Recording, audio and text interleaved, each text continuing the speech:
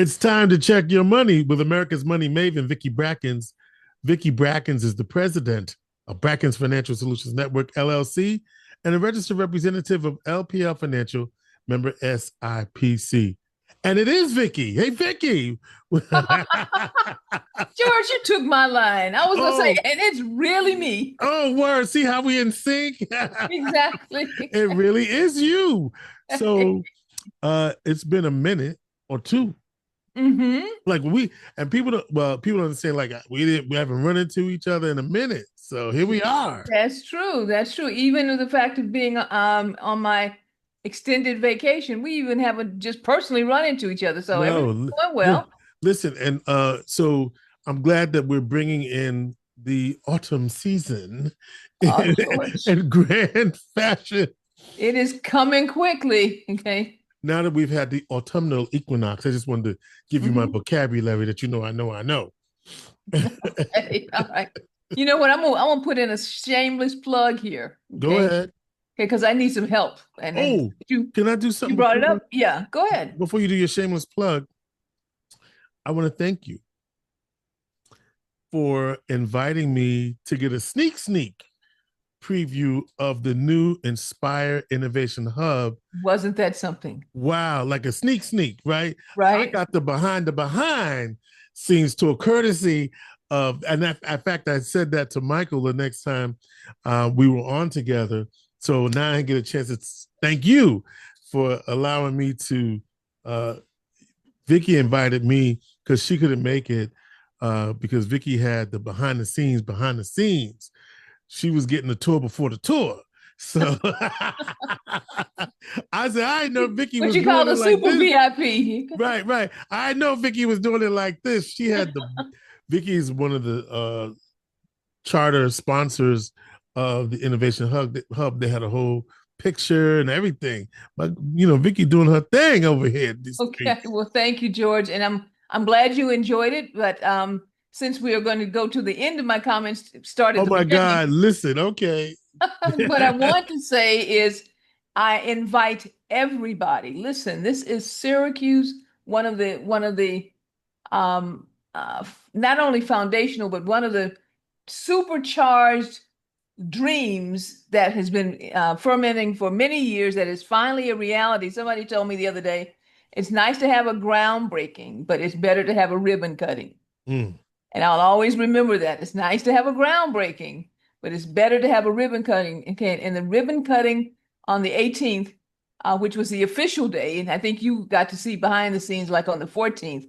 Yeah, Uh, I was in the room before it happened. okay, of the Inspire Innovation Center, which is the largest of its kind in New York State and like one of the third or fourth largest in the country. Largest what, Vicky? Largest incubation case space, but meaning that for new businesses formation, when they form new businesses, you need a place to be like in an incubator, like to be nurtured, to have all the resources necessary to help you grow, to have contacts with networks, to have contacts with funders, contacts with legal. All of this is what's called an incubation space. And that's what we've had here for many years in what's called the Tech Garden.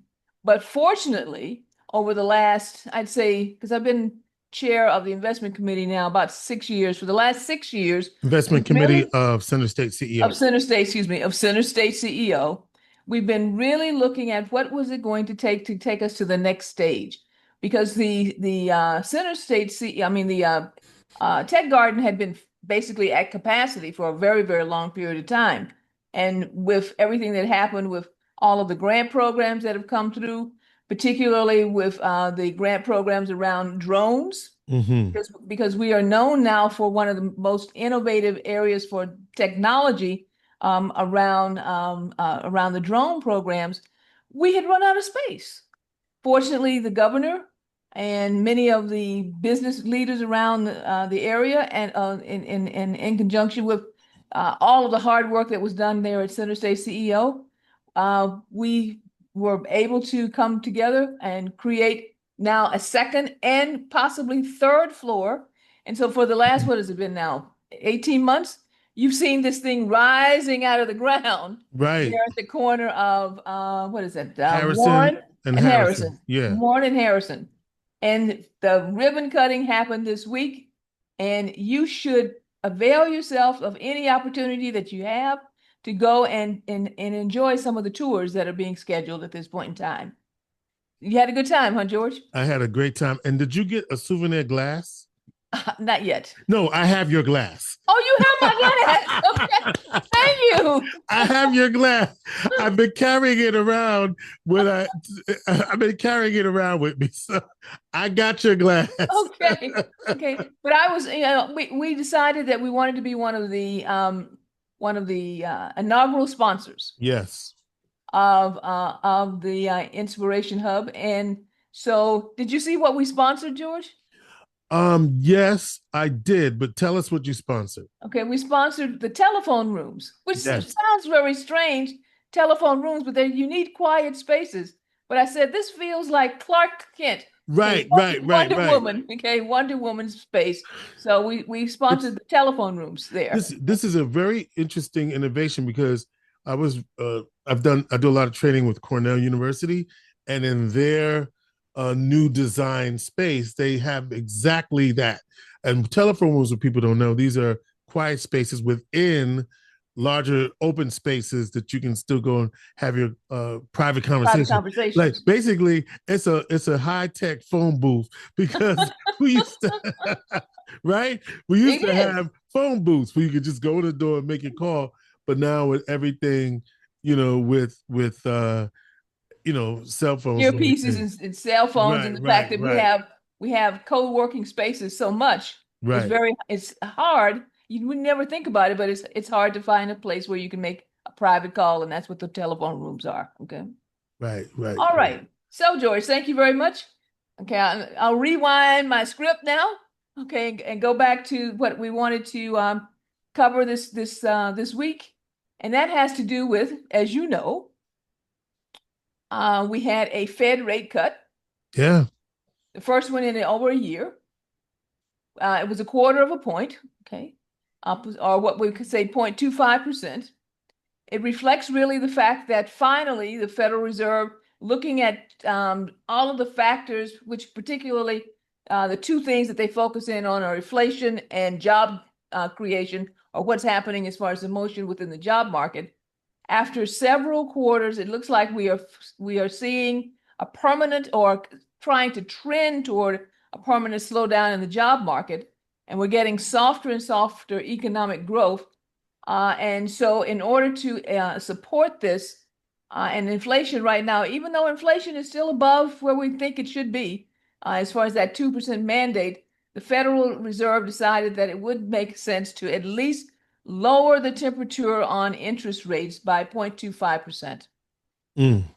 Is that good news or bad news? Not quite sure. I would call it so. We still need to find out more news, because they're still looking at the fact that with the tariffs and who was it the other day? Walmart saying that they're pushing through now 45% of the cost of tariffs coming through as far as goods and services are concerned. And you can see it in what's happening when you go to the grocery store and all other places, as far as the fact that those factors and those increased costs are starting to filter through to the consumer. But instead of waiting any longer, because we were getting a slowing in the job market, the Federal Reserve decided that they would go ahead and lower interest rates by 0.25%. So what does that really do for you, George? That's my question to you. Okay. Mortgage rates. Mortgage rates will drop, but only modestly. And a lot of folks are going, why only modestly? Well, mortgage rates are tied to a longer time frame than the short-term borrowing rates, which is what the Fed rate really is a shorter-term borrowing rate. Mortgage rates are tied to long-term bonds of length anywhere from 10, 15 to 20, 25, 30 years. So it will have a modest effect, but it has a really big psychological effect to hear that rates are going down. But one of the things you can look at is that you consider this to be probably good news for home purchasing activity, because home purchasing activity had come to almost a screeching halt across many of the we talked about this before, across many of the larger cities and larger markets across the country. If rates remain here, though, they're still above the 2022 levels. You recall, 2022 is really the breakout year for inflation, which started the increase that we have been experiencing around interest rates for a long period of time. But when you look at a shorter term type debt, which would an auto loan would be, the borrowing costs for cars, especially through credit unions, are probably going to ease slightly. So if you're looking at purchasing a car and you've been really trying to price that out, I'd go back to my credit union, go back to your car dealership, and really look to see if rates are better, because you might be able to get a better financing position at this point in time, especially on new purchases. Or even looking at, did you know you could refinance your auto debt, George? I did know that. Okay, if you need, most people don't though. They don't know that you can go in and actually refinance your auto debt and cut the expense on what you're already paying down, so to lower your payment itself. Small business credit. So if you are a small business person and you have variable rate loans, things like lines of credit, those are going to drop immediately because they are tied to prime, and you should see some immediate relief because in the next cycle, because of your drop in interest rate relative to variable rate loans like lines of credit, cash advances, and things of that nature. This would be a good time also to reassess as a small business person financing structures or to explore possible expansion of your credit lines and have some conversations with your banks. So as far as a point of guidance, one of the things I would say is you need to stay proactive, review your debt structures today with rates in mind, and consider whether refinancing or consolidation could improve your monthly cash flow. And small business owners in particular, check with your credit facilities, because this may be a chance to lower your interest rates and lower your expenses against what you are having to carry on a monthly basis. Now, what's the future look like? You tell me. Okay, here we go. We don't know yet, but there's like a 50-50 bet. When I say 50-50 bet, the market tends to bet with or against the Federal Reserve as to what the next action is going to be. Based on the tone and tenor and the comments that came from the Federal Reserve, we may get one more cut this year, but it's say 50-50 and whether or not that will happen. But the market is betting that we're going to get two more. We'll have to see more as time goes forward. September was a surprise, though. Although we're not out of September, if you look at what's called the trend lines on seasonality as far as market activity, and you look over the years, in fact, Bloomberg produces a chart called seasonality. You can see from season to season, from month to month over the years, what the activity tends to be. And September usually is a down month. But because of this activity, it looks like September is probably going to close on an uptick for the month, which is unusual for September. Typically, when we go into, understand I said typically, everybody. Typically, I didn't say guaranteed. Typically, when we go into the fourth quarter, which we will when we hit October, we tend to have a more robust activity in the market, and we end up with seasonality that gives us positive returns. We will see how that goes, because we have something looming in the winds, which we haven't heard a whole lot about. You know why, George? Because we've been spending too much time talking about Epstein, and we've been talking about all this other stuff that's going on a day-to-day basis that is, yes, important, but not fundamental to the economy. There's a possibility of another government shutdown. Yes. In fact, at the time of this conversation, it's looming even more. Okay. Right. That will blow everything up. Yeah. And the demo and yeah, I was gonna say, and the both sides have not shown any signs of capitulation. Exactly. No, and so, but it's been so deeply buried as far as the conversation. I don't think I've heard to reporters or anyone say anything about this, but the possibility of another government or of a government shutdown on top of what's already happened in the federal workforce is going to be absolutely chaotic. So we need to keep our eyes and ears open to see what happens over the next few days concerning financing of the government debt. All right, George. Yes. I got a question for you. You okay, ready? I'm ready. Is Elon Musk still the richest man in the world? You know what? I'm good. Okay, so if I saw something, I thought, okay, so let me just play with because things come in your inbox and out by way. So I know that he was on his way to being a trillionaire. That's when someone said, but I think right now, I'm going to just say yes, but I thought I saw that he might have been edged out by one other person. So let me go with that.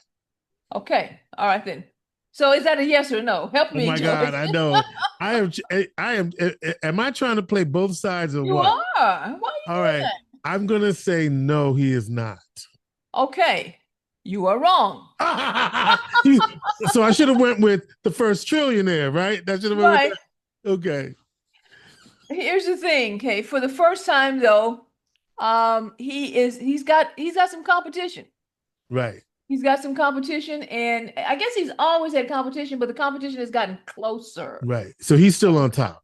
He's still on top. But Larry Ellison, as of today's date, Larry Ellison briefly surpassed him on September 10th, 2025. So what you heard was that seesaw that took place. And who's Larry Ellison? Larry Ellison is there with the CEO of Oracle. Oracle, okay. Okay. Which is interesting, okay? Because all of these people were on stage for the inauguration. Remember that? I do remember that. Okay, so we're now having more of a competition between Oracle and Tesla and Elon Musk, meaning Larry Ellison and Elon Musk, as far as who's number one. We'll find out, okay? Because the stock price for both of those companies, with the fluctuation that we've particularly seen with Oracle and with Tesla, because all of the other holdings for Elon Musk are pretty much private, is driving whether or not who's on a day-to-day basis now, who's on top, who's the richest person in the world. Why do we care? Yeah, why do we care? I'm asking you, why do we care? Well, because here's why we care. Because the current administration's policies favors that class of individuals. That's why we care. Okay. The wars between the rich, can drive policy possibly positively or negatively for the rest of us. Yeah. Okay. The war, and that's what I'm calling it, the wars between the rich. Right. Okay? So stay tuned. Okay. Pay a little bit more attention. Okay. But it is interesting that during the time period of Doge, right, Elon Musk's net worth shrank because the rest of us decided, yes, you can do whatever you want to do, but we don't have to buy your stuff. Don't forget, the consumer still drives 70% of the economy, and we are the consumers, and we need to start looking at what power we really hold in our hands. Thank you very much, Mr. Jimmy Kimmel. I was going to say, ask Disney. Okay. So don't forget what collective action can do. Yeah, ask Disney. All right. Okay. All right, George. I think I've covered just about everything I need to for today. Do you have any questions? Because I'm not going to be back for a month. I know. Well, the first thing I want to know is, do we have a date for the... Thank you. Hello. February 22nd. Thank you. It's the date for the next Black History Month Jazz and Arts Cabaret. All right. We're announcing the performer probably not until October, But February 22nd, you need to put on your calendar All right. as the date for the next performance. All right, what else, George? What else I want to know? Let's see. Well, I don't know if you are prepared to talk about this, but the power of our purse and the impact of Disney's decision and how that happened, what happened with that over the week, and whether there's going to be a recovery because many people had canceled the Disney affiliated products like Hulu, Disney Plus, some people even ESPN and other parts of that portfolio, and as a reaction to the suspension of their late night talent, Jimmy Kimmel, who gave an impassioned monologue on his return this past Tuesday, which we were not able to see here in Syracuse, right? For example. And so, I guess the question is, what is the potential impact on our local marketplace for people who are concerned about that decision? There's a lot there. I mean,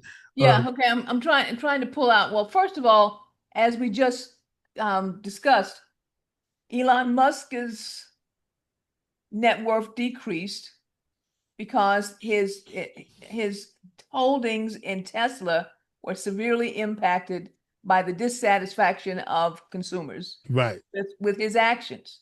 right. Disney felt very, very quickly how the population, I think it's 11 million people watched Jimmy Kimmel on YouTube.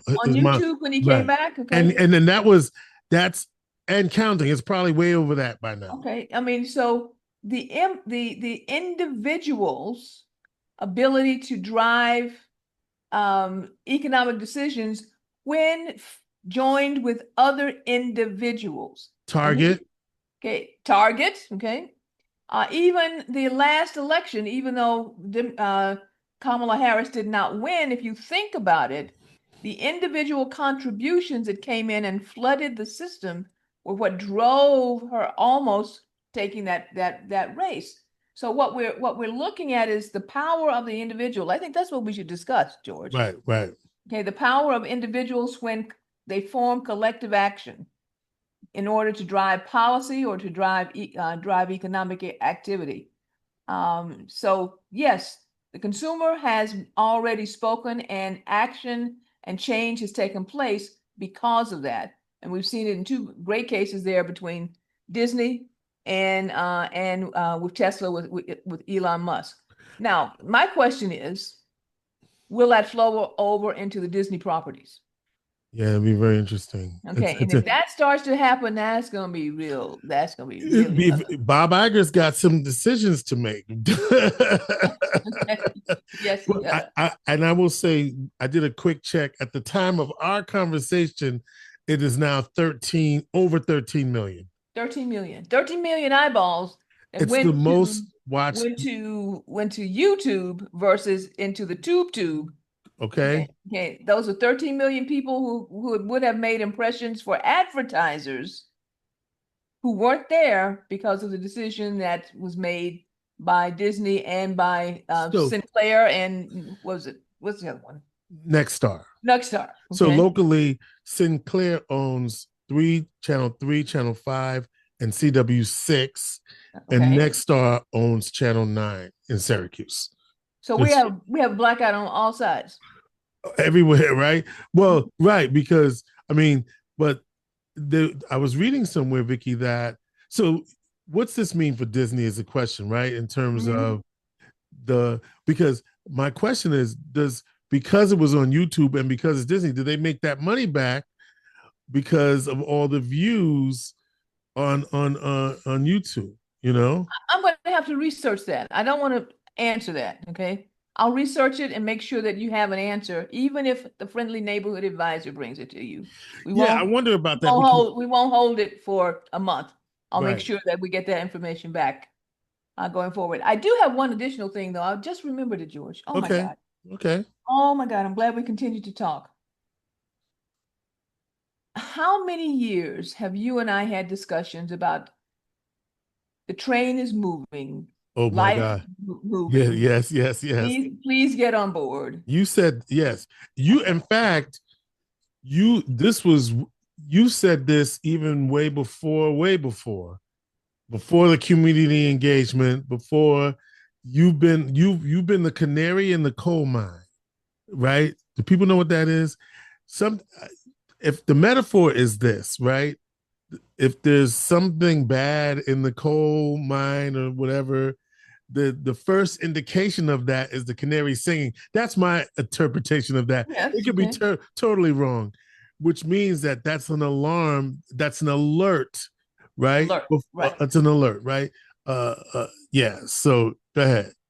So I'll take the fact that I've been the canary in the coal mine because it has been at least 7 years that I had that first conversation around AI.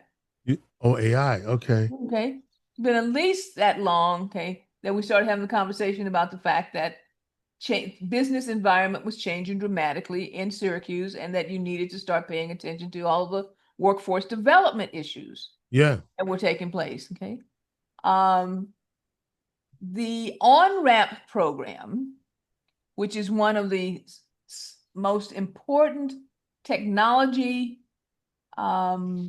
enhancements and workforce development programs across the country, is centered here in Syracuse, New York, Right. being headed up by Dr. Carlene Lacey. Yeah. You remember her, George? How long No, have you known I Dr. don't have Lacey? to remember her. I know her. How long have you known her?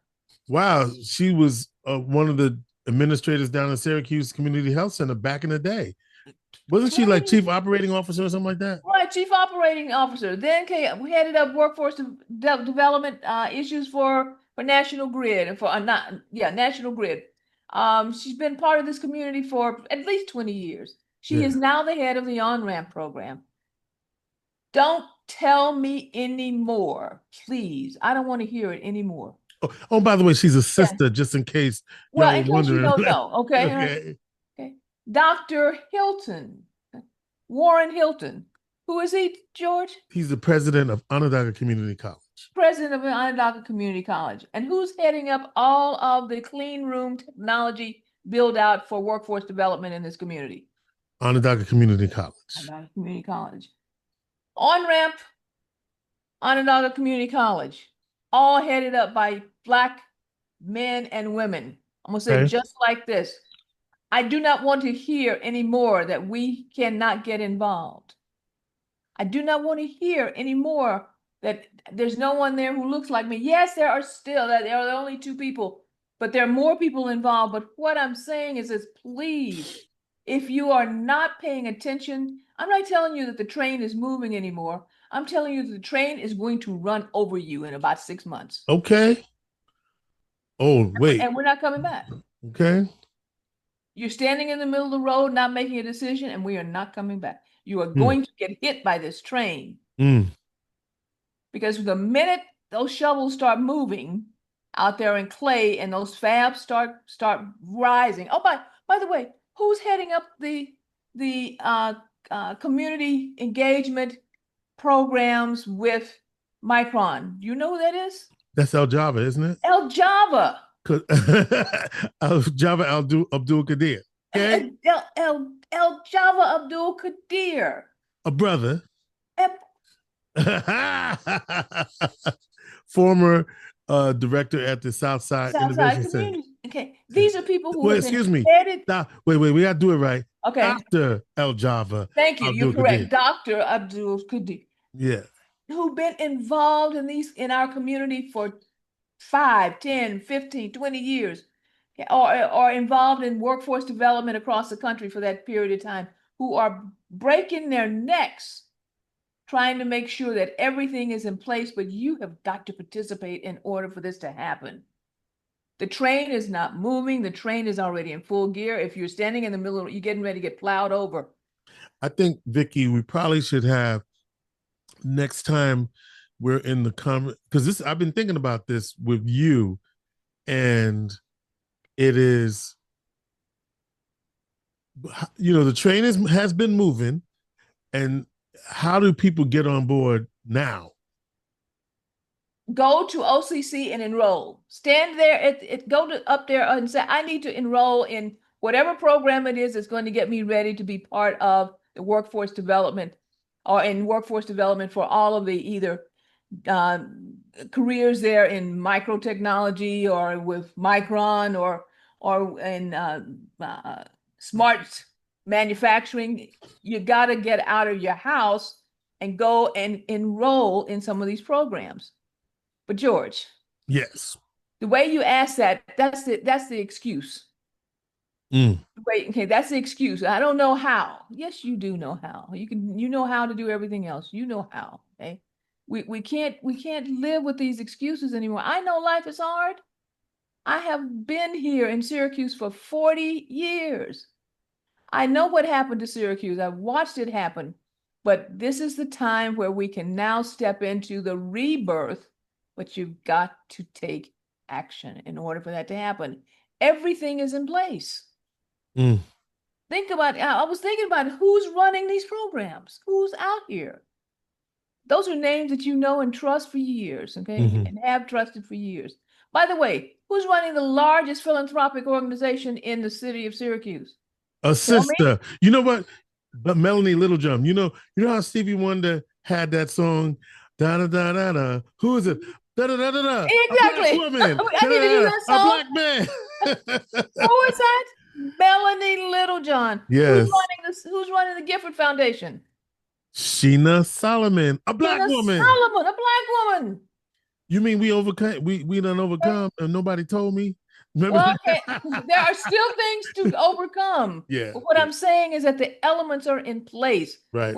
The elements are in place. It is time, folks. Okay, absolutely time. You need to get up and get out and get ready. Okay. Vote. Absolutely make sure that you vote. You got, that's your thing. All right. So you got it on your wrist. You got it on everything. Okay. Yes. Okay. Exactly. Okay. Yeah. It's pink, by the way. You notice? I noticed that. Sorors. Okay. All right. Get out and vote. All right, then, George. I think I've said enough. Maybe too much, but listen, we absolutely need to make sure that we are paying attention to the changes that are taking place in interest rates, that we're paying attention to all of the opportunities that are blossoming and all around you, everywhere you can turn, and that you get up to OCC. I'm going to plug OCC. You know why I'm plugging OCC, George, for a second reason? Why? Okay, this is breaking news for you.